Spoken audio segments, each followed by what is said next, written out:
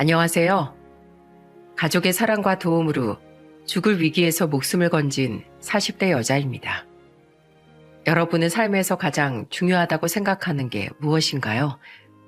경제적인 풍요, 안정적인 직장, 사회적 성공 등 삶에서는 수많은 가치들이 있지만 저는 가족에 대한 사랑이 그 어떤 가치보다도 중요하다고 생각해요.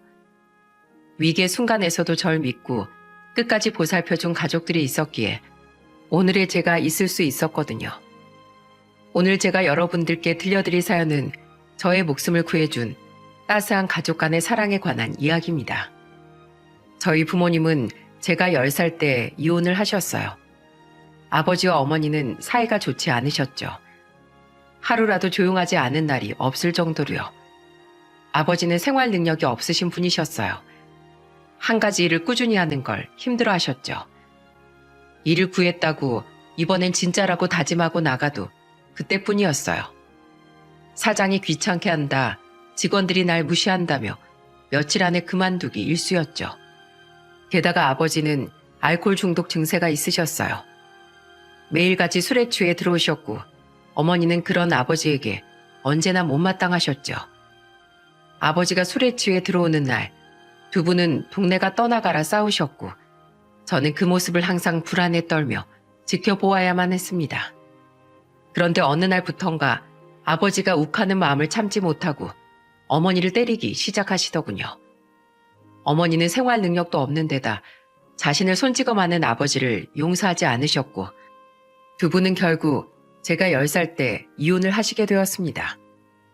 그 뒤로 저는 어머니와 단둘이 살았어요. 어머니와 사는 건 불안하진 않지만 외로운 날들의 연속이었습니다. 어머니는 여자 혼자의 몸으로 절 키우기 위해 밤 늦게까지 식당에서 일하셔야만 했고 저는 혼자 집에서 밥을 차려 먹으며 그런 어머니가 돌아오시기만을 기다렸어요. 외동이었기에 의지할 만한 형제가 전혀 없었죠. 여동생을 갖고 싶다고 생각했지만 어머니는 재우는 생각조차 없으신 듯 했어요.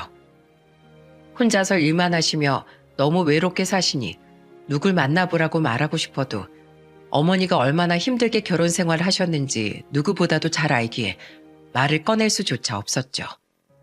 그렇게 10살의 제가 20살이 되어 대학에 가도 학업을 마치고 취직을 해도 그 외로움은 채워지지 않은 채 계속되었습니다.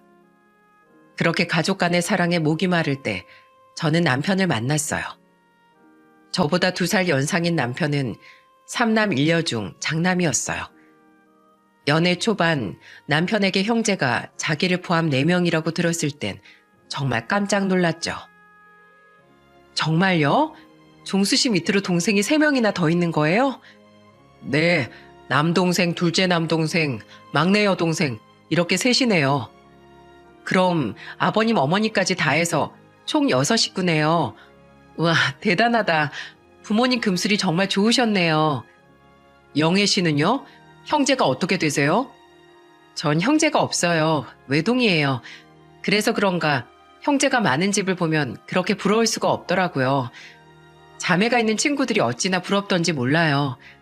특히 전 여동생이 너무 갖고 싶어서 동생이 있는 친구들 집에 자주 놀러 가곤 했거든요. 언니하고 불러주는 게 어찌나 귀여웠는지 몰라요. 제가 친구 대신 친언니를 하고 싶을 정도였다니까요. 왠지 그 마음 알 것 같아요.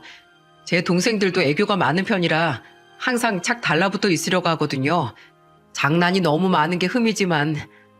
진짜요? 너무 부럽네요. 언제 동생들 보러 종수시내 놀러 가야겠다. 저는 남편의 가족 이야기를 듣는 게 너무 좋았어요. 사이 좋은 부모님들과 우애 좋은 형제들의 이야기는 어린 시절을 외롭게 보낸 저에게는 동화 속 이야기 같게 느껴졌거든요. 특히 동생들의 이야기를 듣는 게 너무 좋았죠.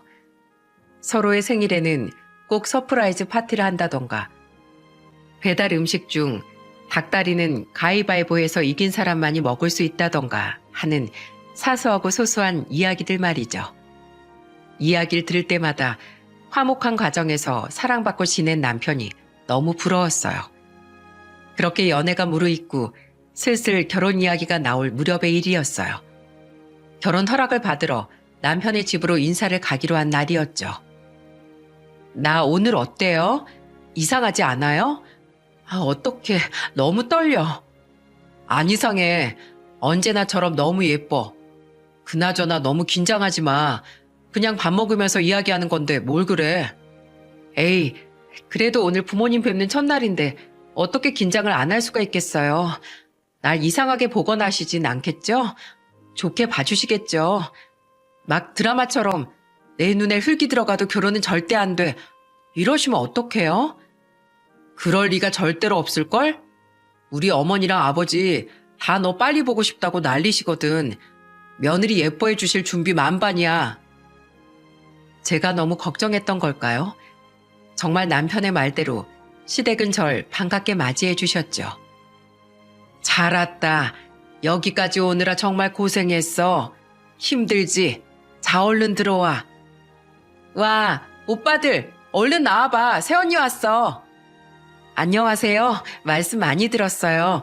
추우니까 얼른 들어오세요. 어서요. 그렇게 식구들의 환대를 받는데 정말 눈이 휘둥그레 떠지더군요. 식당에서나 봤지 가정집에서 그렇게 많은 요리가 나오는 건 처음 보았죠. 소갈비에 생선조림에 각종 나물에 젓갈까지 가지수만 해도 대단했어요. 심지어 김치도 세 종류였고요. 상다리가 아주 휘어지게 차려진 음식들에 제가 너무 놀라 뻣뻣하게 서 있자 어머니께서 제 어깨를 붙잡고 자리에 앉혀주시며 다정히 말씀해 주셨어요. 명예가 온다고 해서 조금 신경 써서 해봤어. 입맛에 맞을지 모르겠네. 아니에요, 어머님. 전부 다 너무 맛있어 보여요. 그래? 아유, 그럼 다행이구나. 근데 명예는 뭘 좋아하니? 고기? 생선? 여기 동태전이랑 굴전도 있으니까 먹어보렴. 새언니, 우리 엄마 엄청 요리 솜씨 끝내줘요. 특히 조림이 기가 막혀요. 엄마 생선 조림에 중독되면 밖에 나가서 생선 못 사 먹을 정도라니까요. 이런 화목한 식사는 드라마에서나 나오는 줄 알았는데 커다란 식탁에 둘러앉아 식구들과 함께 먹는 저녁 식사가 행복하다는 걸 저는 그때 깨달았어요. 대가족이 주는 풍요로움이 피부로 느껴질 정도였죠. 오느라 고생했으니 많이 먹어. 네, 아버님. 그렇지 않아도 음식이 전부 다 맛있어서 입에 쏙쏙 들어가요. 어머, 새언니. 잡채 다 드셨네요. 잡채 더 드릴게요. 명예야, 생선살 바르기 어렵지? 내가 발라줄게. 잠깐만 기다려봐. 어머님은 제가 혹여라도 목에 가시가 걸릴까 제 숟가락 위에 생선을 손수 발라서 얹어주셨죠. 흰 쌀밥에 짭조름한 생선조림, 생선살에 배인 건 사랑의 맛이었습니다. 남편의 고향은 충청도로 시부모님 두 분은 고향에서 방앗간을 운영하고 계셨어요. 도련님들과 아가씨는 고향집에서 멀리 떨어지지 않은 곳에서 자리를 잡고 직장 생활을 하는 중이었죠. 시댁 식구들은 주말만 되면 이렇게 함께 모여 식사를 하면서 밀린 한 주간의 이야기를 나누었다고 해요. 그 이야기를 들었을 때 놀랐죠. 어린 시절 엄마가 돌아오길 기다리면서 혼자 밥을 먹는 것이 익숙했던 저였기에 매주 모여 함께 밥을 먹는다는 사실이 믿기지 않았거든요. 하지만 그날의 식사로 저는 알 수 있었어요. 남편의 말이 과장이 아니라는 사실을 말이죠. 그것이 어느 정도 계기가 되어 저와 남편은 2년 정도 끝에 결혼을 하게 되었습니다. 한 남자의 여자가 된다는 것, 화목한 가족의 일원이 된다는 건 정말 설레는 일이었죠. 결혼식 날 드레스를 입고 대기실에 앉아 제 표정이 얼마나 밝았는지 하객들 모두가 표정이 좋다며 칭찬했던 게 기억이 나네요. 명혜야, 너 오늘 정말 예쁘다. 사진 잘 나오겠는걸? 표정부터가 아주 밝아. 그치 얘들아? 그래, 결혼하는 게 아주 행복해 죽겠다는 표정이다 야. 이러다 허니문 베이비 생기는 거 아닌가 몰라? 정말 부럽다. 나도 빨리 결혼하고 싶어. 일단 넌 남자친구부터 만들어 얘. 상대도 없는데 결혼을 어떻게 하니? 그래, 넌 소개팅부터 해. 친구의 말대로 정말 저희는 허니문 베이비가 생겼고 결혼 첫 해 아들을 낳았습니다. 둘째 딸 역시 곧바로 생겼고 그렇게 저희는 결혼 2년 만에 두 아이의 부모가 되었죠. 아이 출산의 시부모님들이 얼마나 기뻐해 주셨는지 모릅니다. 심지어 아버님께선 딸을 낳았을 때 감격에 겨워 우셨을 정도였어요. 언제나 말이 없고 점잖은 그 충청도 기질이 다분하신 아버님께서 고생했다고 우시는데 그게 어찌나 감사하던지요. 저 역시 눈물을 참느라 혼났답니다. 남편은 원래부터 가족에 대한 책임감이 강한 사람이었지만 아빠가 된 뒤로부턴 그 노력이 아주 눈에 띌 정도가 되었어요. 가정을 위해 밤낮으로 쉬지 않고 일을 했거든요. 남편은 영업을 하는 사람이었죠. 영업이라는 게 다 그렇지만 남편의 일은 특히나 업체를 잘 관리해야만 했었기에 더욱 발로 뛰어야만 했어요. 어느 날엔 부산에, 어느 날엔 광주에, 또 어느 날엔 울산으로 갔죠. 전국을 내 집처럼 돌아다니는 남편이 저는 항상 걱정이었어요. 운전도 운전이지만 알게 모르게 쌓여가는 남편의 피로감 때문이었죠. 여보, 저녁 먹을 거죠? 미안해. 저녁 못 먹을 것 같아. 입맛이 너무 없어. 오늘 저녁은 당신이 좋아하는 생선조림인데 그러지 말고 조금만 먹어봐요. 자, 한 술이라도 떠봐요. 당신이 고생해서 차린 건 알지만 정말로 못 먹겠어. 입맛이 없다 못해 속이 울렁거려서 토할 것 같아. 기껏 준비해줬는데 정말로 미안해. 당시 남편의 상태는 말이 아니었어요. 몸이 많이 상해 있었죠. 수시로 코피를 흘리기 일쑤였고 안 걸리던 감기도 달고 살 정도였으니까요. 심지어 언젠가는 역류성 식도염으로 병원에 입원까지 했답니다. 하지만 우리 남편은 누구보다도 강한 사람이었어요. 자신의 몸 상태가 나빠도 한 가정의 가장으로서, 남편으로서, 또 아빠로서 가족을 지키기 위해 누구보다도 노력했죠. 당신 정말 막내 어린이집 재롱잔치 오려고? 그럼 당연하지. 우리 공주님이 춤추는데 내가 당연히 가봐야지. 일정 맞추느라 당신이 너무 고생하니까 그렇지. 우리 막내 재롱잔치는 평생에 다시 없을 텐데 아빠가 돼서 안 간다는 게 말이 안 되지. 이 정도 고생은 고생도 아니야. 자자. 그나저나 이것 봐. 우리 딸내미 선물 주려고 인형도 골라놨다고. 내가 이거 사느라고 1시간이나 기다렸어. 경쟁이 아주 치열했다고. 남편은 가족을 그 무엇보다 우선시하는 남자였어요. 살인적인 영업 스케줄 속에서도 언제나 저와 우리 아이들이 먼저인 사람이었죠. 저는 그런 남편이 자랑스러우면서도 한편으로는 저러다 쓰러지는 게 아닐까 항상 걱정됐답니다. 그 무렵 첫째 도련님의 결혼 소식이 들려왔어요. 집안에서 두 번째 결혼이라 시댁은 난리가 났었죠. 저도 덩달아 신이 났어요.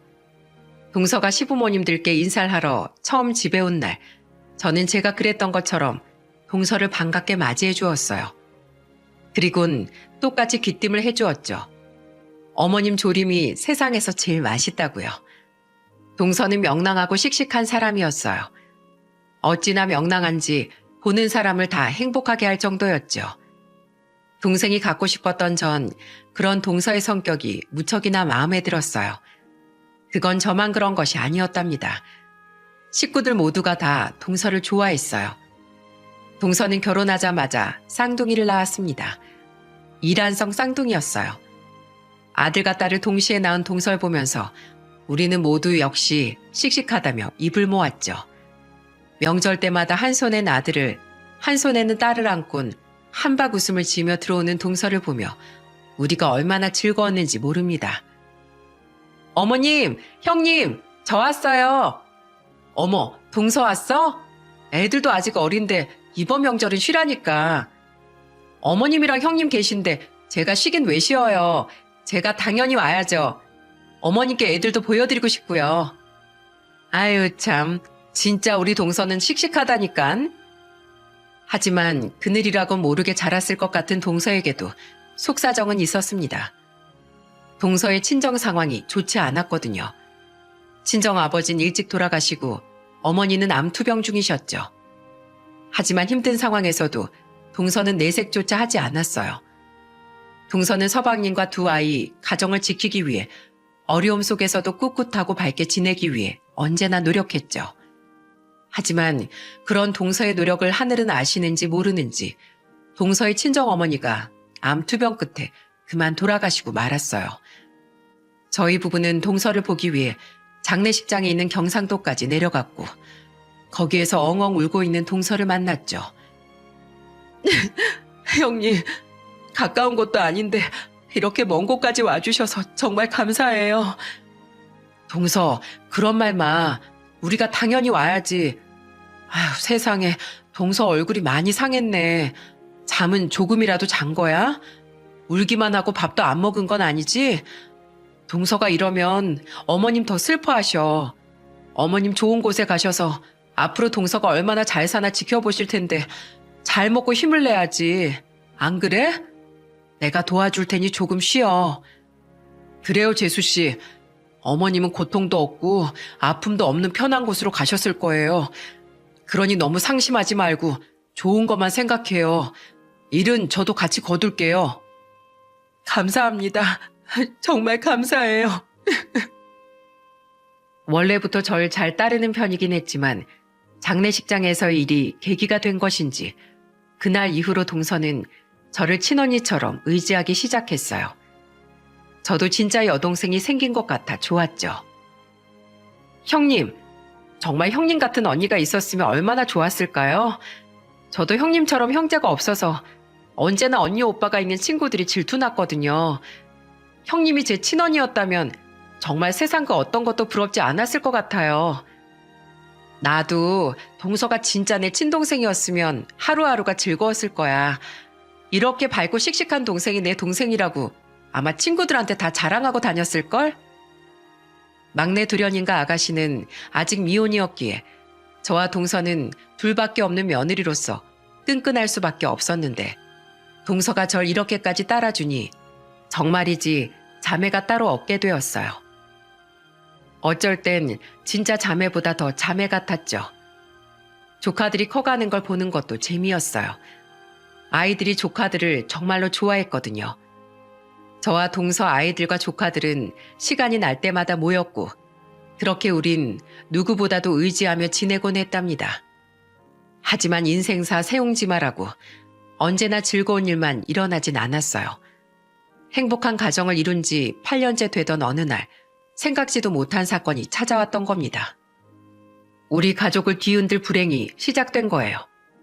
남편의 나이가 40이 되는 해 남편의 생일을 한 달 앞둔 어느 가을날이었습니다. 밤늦게 병원으로부터 연락이 왔어요. 강종수 씨 보호자분 되십니까? 네, 저희 남편이에요. 그런데 무슨 일이시죠? 죄송하지만 병원으로 좀 오셔야겠습니다. 병원이라니 무슨 말씀이세요? 남편이 아까 저한테 곧 도착한다고 문자를 줬는데? 이런 말씀 드리긴 죄송스럽지만 남편분께서 사망하셨습니다. 뭐라고요? 그래요. 남편이 여느 때처럼 지방으로 영업을 나갔다가 일을 마치고 올라오는 도중 졸음운전으로 그만 교통사고가 난 것이죠. 그간 쌓인 피로감이 터졌던 겁니다. 구급대원의 말로는 가드레일을 크게 들이받고 차가 아예 전복되어 버렸다고 하더군요. 그때 엔진에 불이 붙었고 남편은 차에서 빠져나오려고 노력했지만 차체가 너무 크게 찌그러지는 바람에 안에서 빠져나오지 못했고 그대로 그 불길에 휩싸였다고 해요. 병원에서 소식을 듣고 불이 나게 달려왔지만 남편은 이미 세상을 떠난 뒤였어요. 저는 남편의 얼굴에 흰 천이 덮여있는 것을 보고 기절할 것만 같았죠. 말도 안 돼. 거짓말이야. 저는 벌벌 떨면서 상황을 외면하려 해보았지만 천을 들춰보고 남편의 죽음을 인정할 수밖에 없었어요. 남편의 얼굴은 불에 그을려 형체를 채 알아볼 수 없을 정도로 처참한 지경이었기 때문이었죠. 거짓말이야. 이거 거짓말이야. 보호자님, 진정하세요. 거짓말이에요. 이럴 리가 없어요. 우리 남편이 한평생을 얼마나 올곧게 살아왔는데 이렇게 허무하게 죽을 리가 없다고요. 이거 거짓말이에요. 제발 거짓말이야. 거짓말. 세상에 이럴 순 없어. 제발 누가 거짓말이라고 좀 해줘요. 제발. 제발요. 저는 병원 바닥에 널브러져 아이처럼 떼쓰며 오열했어요. 간호사들이 절 진정시키기 위해 달려들었지만 도무지 진정이 되질 않았죠. 고요한 새벽 응급실이 저의 악쓰는 소리로 가득했어요. 하지만 그 누구도 저의 악다구니를 보고 뭐라 나무라지 않았습니다.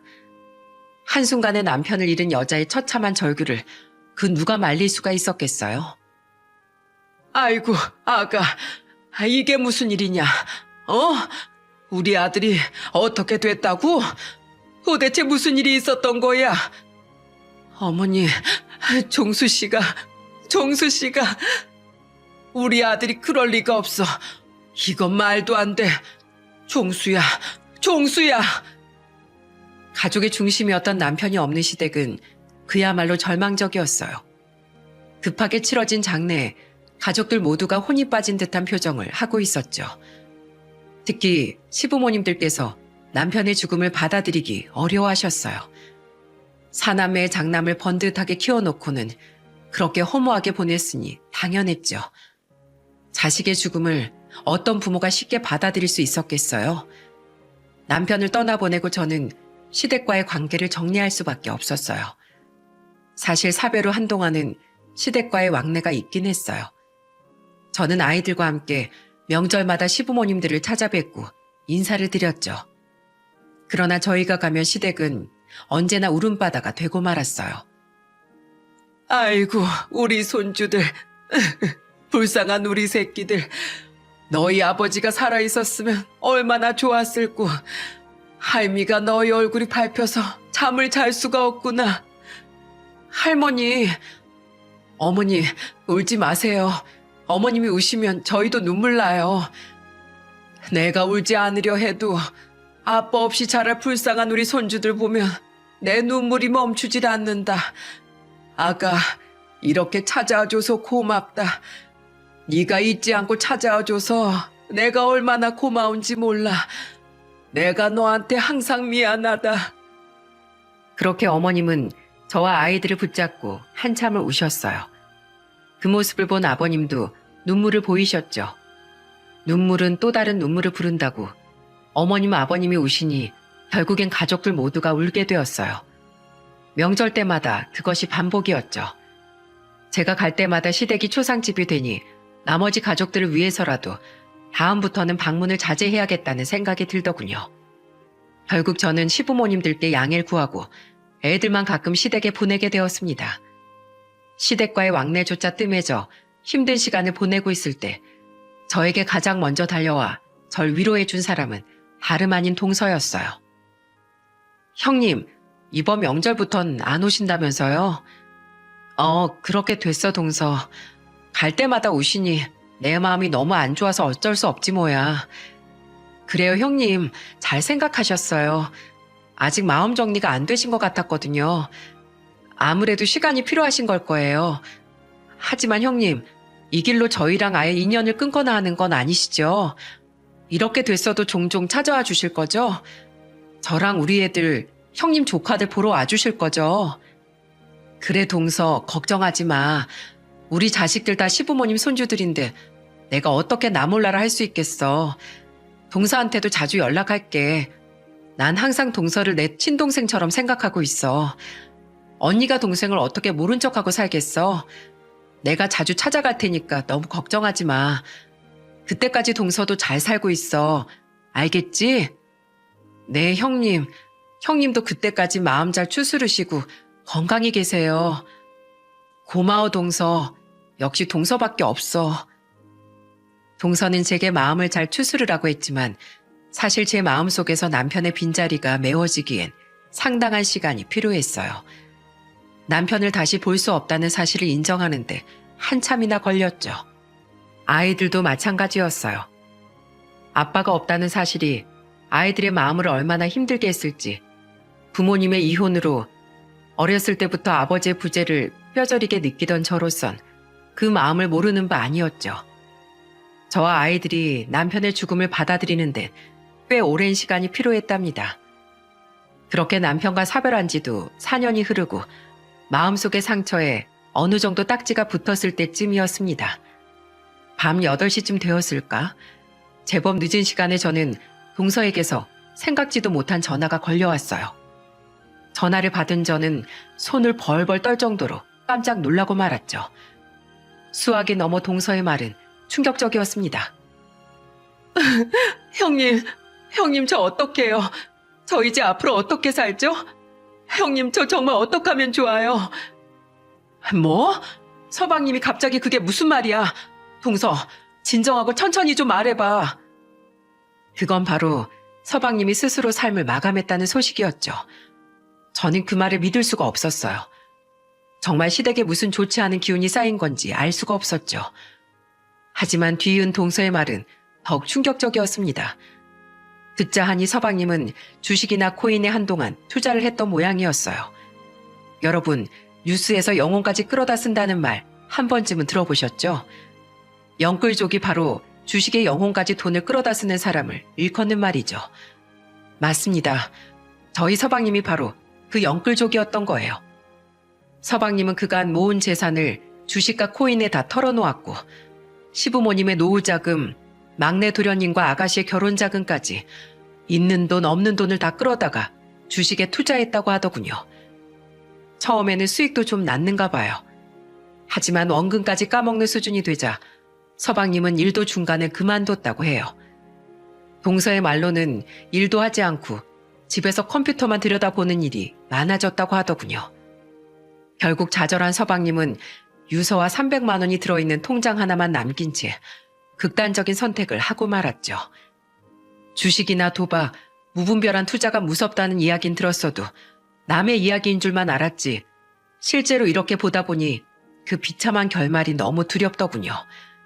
그렇게나 착한 서방님께서 왜 주식에 빠지신 건지 지금에 와도 정말 이해할 수가 없어요. 하지만 망자에게 그 이유를 물어볼 순 없는 노릇이었죠. 동서의 전화를 끊고 저는 바로 장례식장으로 달려갔어요. 거기서 저는 오랜만에 시댁 식구들을 만날 수 있었죠. 어머님은 제 얼굴을 보시자마자 오열을 하시며 저를 끌어안으셨어요. 어머니, 아버님, 저 왔어요. 아가야, 난 세상이 무섭다. 너무 무서워. 하늘도 정말 무심하시지.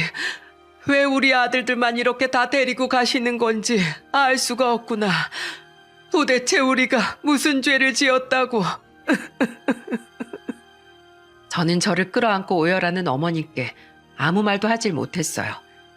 위로의 말을 찾을 수가 없더라고요. 저도 두 아이의 엄마로서 그 마음을 모르는 바 아니었으니 더욱 아무 말도 할 수 없었죠. 가족을 위해 열심히 일하던 내 남편, 부모님께 걱정 한번 안 끼쳤던 착한 서방님, 두 아들이 그렇게 하루아침에 세상을 떠났으니 어머님은 얼마나 허망하셨을까요? 어머님은 한참을 우시다가 제 얼굴을 보고는 남편 생각이 나셨는지 갑자기 남편을 부르기 시작하셨어요. 종수야, 종수야. 그래도 네가 살아있었다면 동생도 그리 가지 않았을 텐데. 종수, 우리 큰아들아. 우리 아들들 이렇게 허망하게 가면 나는 어떻게 살아? 그렇게 오열을 거듭하시던 어머님은 결국 실신하시고 말았어요.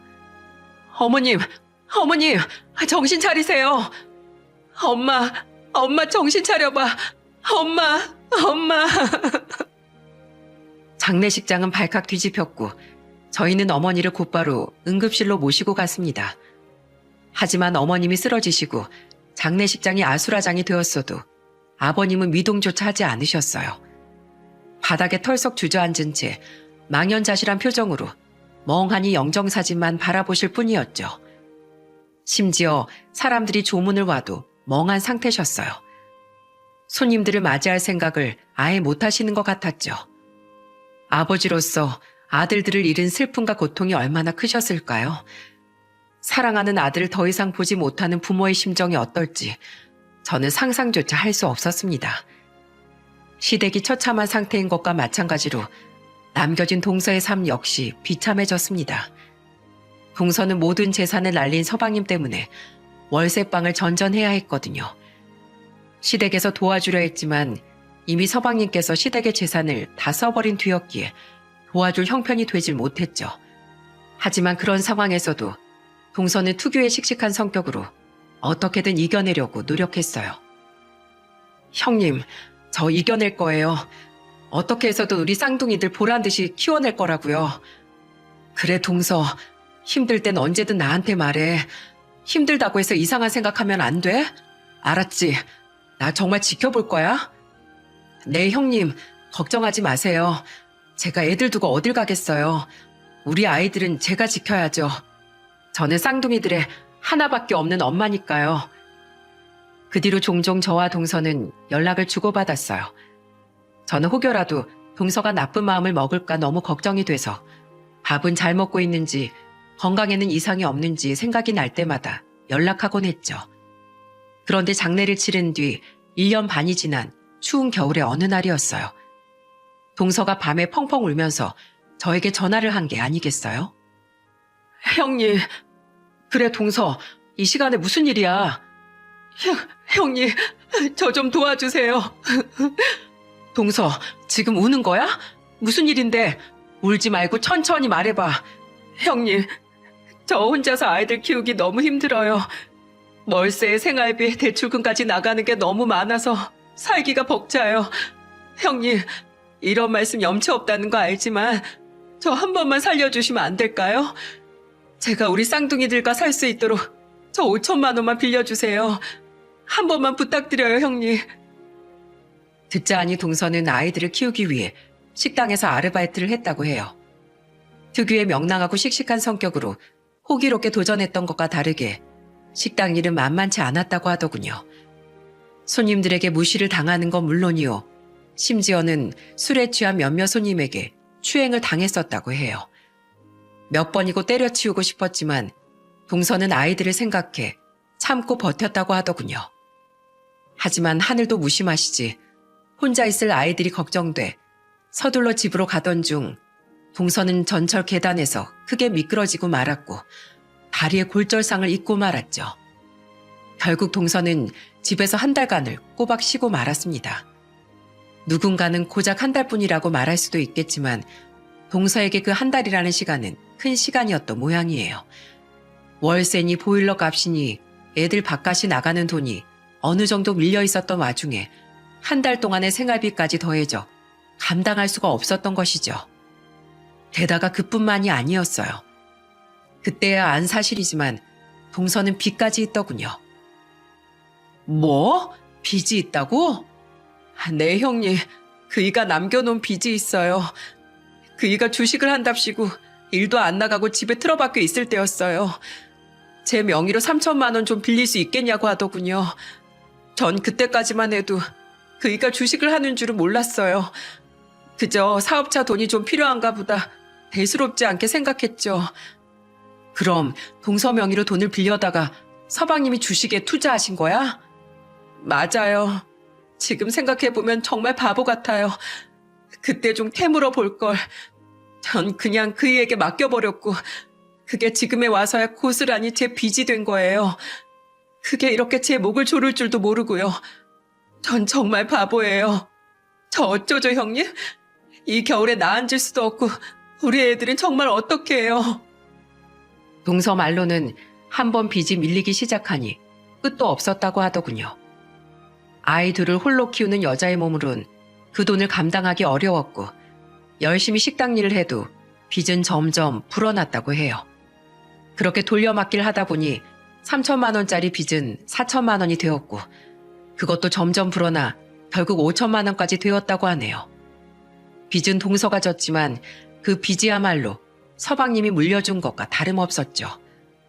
게다가 빚이 자꾸 연체되니 그쪽에서도 급했는지 독촉 문자에 독촉 전화까지 오더니 심지어는 아이들만 있을 때 찾아오기까지 했다고 하더군요. 아이들에게까지 빚 독촉의 그림자가 들이오자 동서는 도저히 견딜 수가 없었다고 해요. 동서는 다람쥐 챗바퀴 도는 이 절망적인 상황과 서방님이 물려준 지긋지긋한 빚에서 벗어나고 싶어 용기를 내서 제게 5천만 원을 빌려달라 전화를 한 것이었어요. 도와달라고 엉엉 우는 동서가 얼마나 힘들었을지 제 가슴이 다 아프더라고요. 동서, 울음 그쳐. 내가 도와줄게. 형님, 그게 정말이세요? 그래, 내가 도와줄게. 그러니까 여기서 끝내지 마. 좌절하지 말고 아이들을 생각해서 끝까지 포기하지 마. 동서까지 포기하면 나 동서 원망할 거야. 지옥 끝까지 찾아가서라도 내가 원망할 거라고. 알겠지?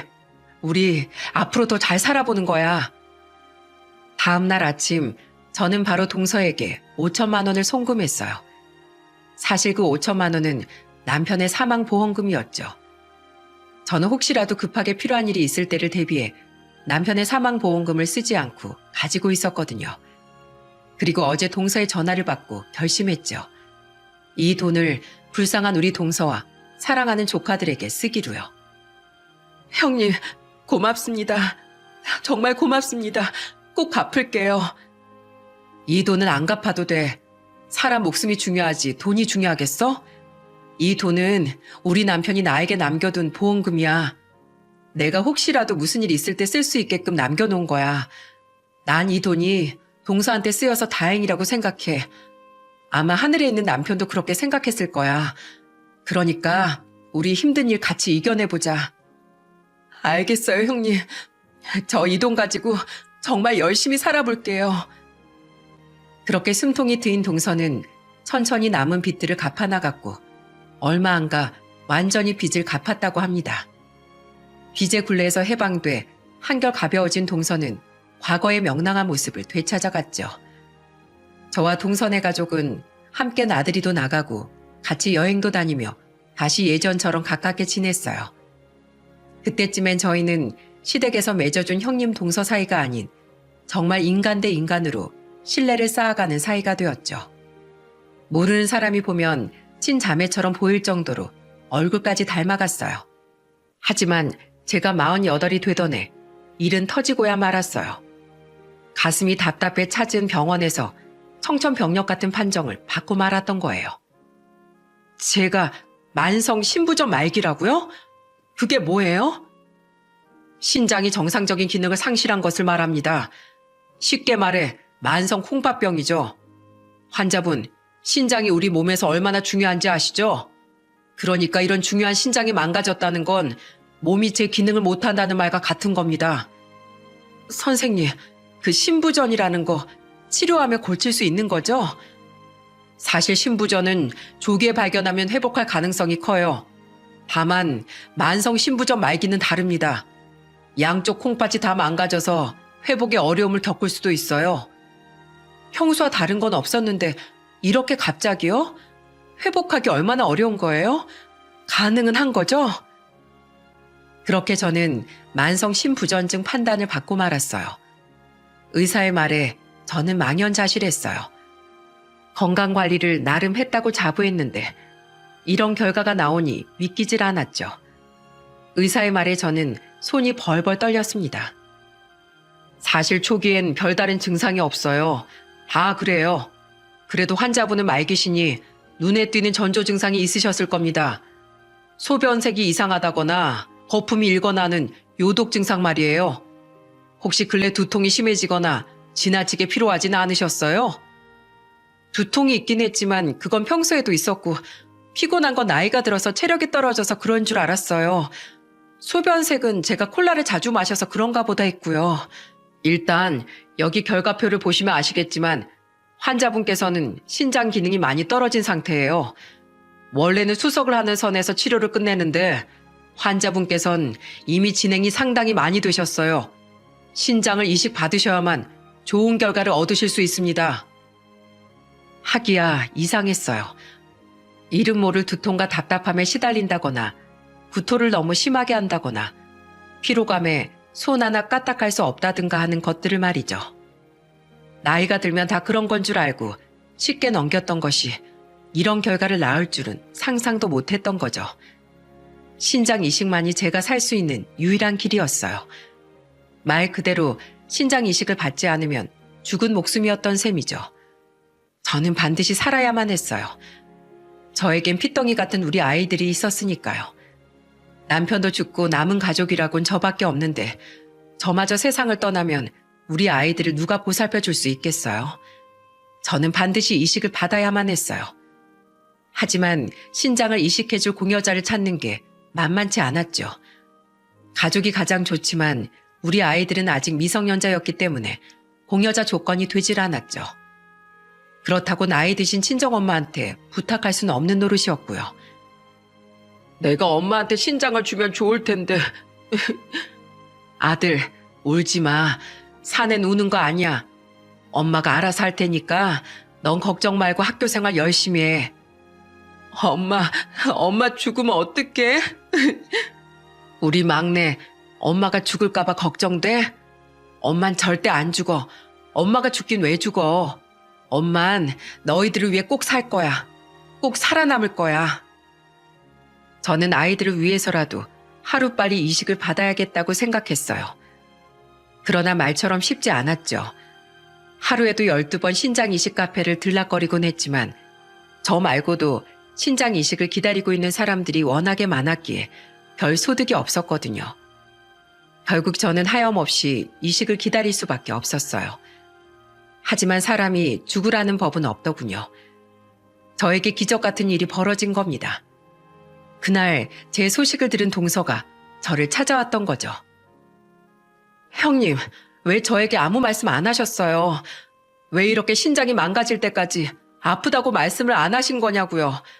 제가 누구예요? 형님 동생이잖아요. 어떻게 동생에게 이러실 수 있어요? 저 너무 서운해요. 진짜 너무 속상해. 내가 정말. 동서 애들도 있는데 내가 어떻게 그런 부탁을 해. 혹여라도 잘못되면 어쩌려고.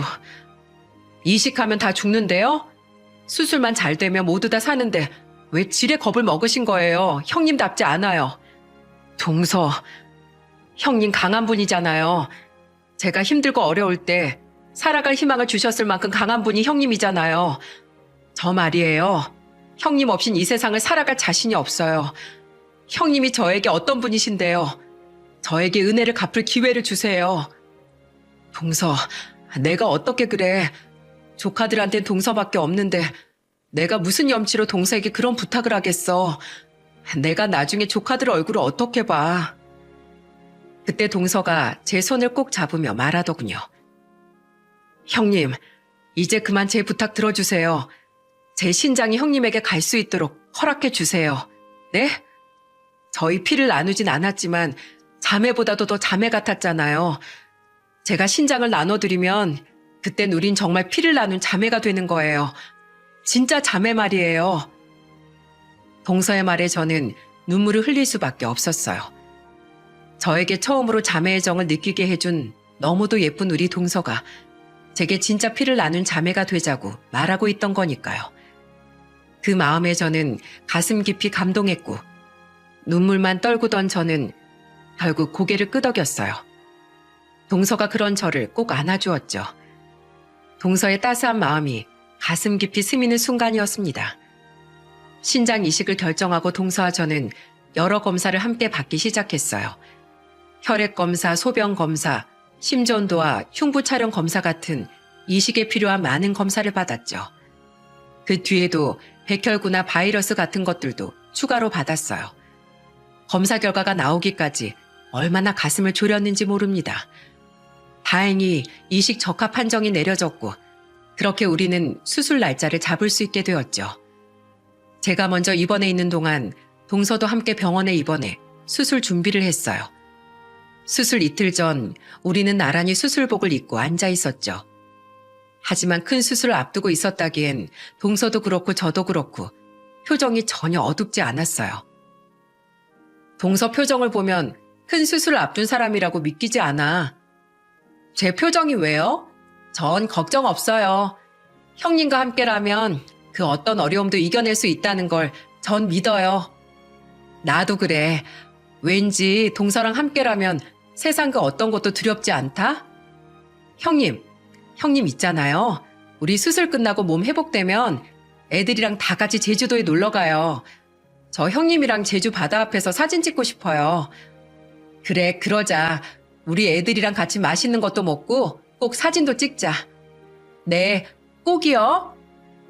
이윽고 수술 당일 떨리는 마음으로 수술을 받고 정신을 차려보니 저는 4시간의 수술을 끝에 중환자실에 홀로 누워있더군요. 각종 바늘을 꽂은 몸에는 손끝 하나조차 움직일 힘조차 남아있질 않았어요. 그렇게 중환자실에서 보낸 지 5일 만에 저는 동서를 만났습니다. 우리는 서로의 얼굴을 보자마자 울음을 참지 못하고 펑펑 울고 말았죠. 형님 괜찮으시죠? 그럼 우리 동서 덕에 괜찮아. 봐, 오늘 병원 밥이 맛이 없어 아침에 걸러서 그런가 기운 없는 것만 빼면 아주 멀쩡해. 정말 우리 형님 강하시다니까. 이게 다 우리 동서 덕분이야. 내가 얼마나 고마운지 몰라. 정말 고마워, 동서. 동서는 내 생명의 은인이야. 형님 아니에요. 형님이야말로 제 생명의 은인이세요. 형님이 그때 주신 5천만 원이 아니었다면 전 아이들을 버려둔 채 아마 삶을 포기했을지도 몰라요. 이게 다 형님이 도와주신 덕분인 거죠. 전 그저 은혜를 갚았을 뿐인데요, 뭘. 동서. 형님, 그러니까 울지 마세요. 우리 앞으로 잘 살아봐요. 동서의 도움으로 무사히 수술을 마친 전 꿈에 그리던 아이들 품으로 돌아갈 수 있었어요. 돌아온 저를 보고 아이들이 펑펑 울었죠. 엄마가 죽는 줄 알았다고 하더군요. 특히나 딸은 수술이 잘못돼 제가 죽는 꿈을 여러 번 꿨다고 해요. 그 말을 들으니 가슴이 다 쓰리더군요. 저의 부재가 아이들을 이렇게까지 불안하게 할 줄은 몰랐죠. 엄마가 죽긴 왜 죽어. 너희들 결혼해서 손주 낳는 것까지 다 보고 죽을 건데. 엄마 이제 괜찮은 거지? 그럼 괜찮아. 의사 선생님 말씀으론 반년 정도만 무리하지 않으면 괜찮댔어. 앞으로 조금씩 체력 회복해 나갈 테니까 너희들도 엄마 믿고 힘내서 따라와. 알겠지? 엄마 다행이야. 정말 다행이야. 우리한테로 다시 와줘서 고마워. 그래, 이 엄마도 고마워. 동서의 도움으로 반년에서 1년, 그렇게 또 1년, 2번의 계절이 지나갔을 무렵 저는 완전히 건강을 회복할 수 있었답니다. 그때쯤에는 회사에 복직도 하고 승진도 하는 등 과거에 지내던 대로 일상을 무리 없이 보낼 수 있었죠. 이런 일상도 다 동서 덕분이었어요. 동서가 아니었다면 저는 신장 이식도 받지 못하고 세상을 떠나고 말았겠죠. 혼자 남겨질 아이들을 생각하면 아직도 눈앞이 아찔해져요. 제가 일상을 회복한 것처럼 동서도 일상으로 돌아갔어요. 동서는 저와 목숨을 나눴으니 앞으로 남은 삶을 더 의미 있게 보내겠다고 다짐하더군요. 저는 동서에게 보육교사 자격증을 딸 걸 추천해줬어요. 성격도 밝고 쾌활하니 어린이집 선생님이 딱 맞을 것 같았거든요. 동서는 그렇게 식당 일을 하면서 틈틈이 수업을 들으러 다녔고 각고의 노력 끝에 염원하던 보육교사 자격증을 따고 제 취업에 성공할 수 있었죠. 형님, 저 붙었어요. 어린이집 붙었다고요. 진짜 축하해, 동서. 일도 하면서 공부하는 거 쉬운 일 아닌데 그걸 다 해내고 너무 장하다, 진짜. 역시 우리 동서라니까. 동선 애들한테도 인기 만점 선생님이 될 거야. 그랬으면 좋겠어요, 형님. 저 잘할 수 있겠죠? 빨리 어떤 애들인지 얼른 만나고 싶어요. 우리 반 애들 엄청 말썽꾸러기면 어쩌지? 동서는 돌아오는 학기부터 어린이집에서 근무한다고 해요. 동서는 내심 걱정하는 것 같지만 전 어쩐지 걱정이 되지 않네요. 동서가 어린이집에 있는 그 어떤 선생님보다 잘할 것 같은 기분이 들거든요. 특유의 기질로 아이들을 잘 보살필 것 같다는 믿음이 강하게 듭니다. 게다가 아이들은 심성 고운 사람의 기운을 바로 알아보잖아요. 저에게 보내주었던 사랑을 아이들도 피부로 느낄 수 있을 거라고 생각합니다. 그리고 또 하나 사실은 비밀인데요. 이번에 전 동서네 식구들과 함께 제주에 가기 위해 준비를 하고 있어요. 동서와 자주 놀러 다니곤 했지만 제주는 처음이라 너무 계획을 짤 때부터 두근대는 설렘을 주체할 수가 없더라고요. 3박 4일 동안 얼마나 재밌게 보낼지 벌써 기대가 됩니다. 제가 준비한 이 여행을 동서가 좋아해 주었으면 좋겠네요. 좋아해 주겠죠? 얼굴도 마음도 어여쁜 동서니까요. 여러분들은 혹시 가화만사성이라는 고사성어 아시나요? 가화만사성은 가정이 화목하면 모든 일이 잘 된다는 뜻입니다. 저는 이 고사성어를 가슴 깊이 새기고 있답니다. 저와 동서는 피가 이어지진 않았지만 하늘이 내려준 인연으로 가족이 되었죠. 이 고사성어처럼 우리는 주어진 인연을 무엇보다 소중히 여기고 가꾸었고 서로를 믿음으로 보듬어 주었어요.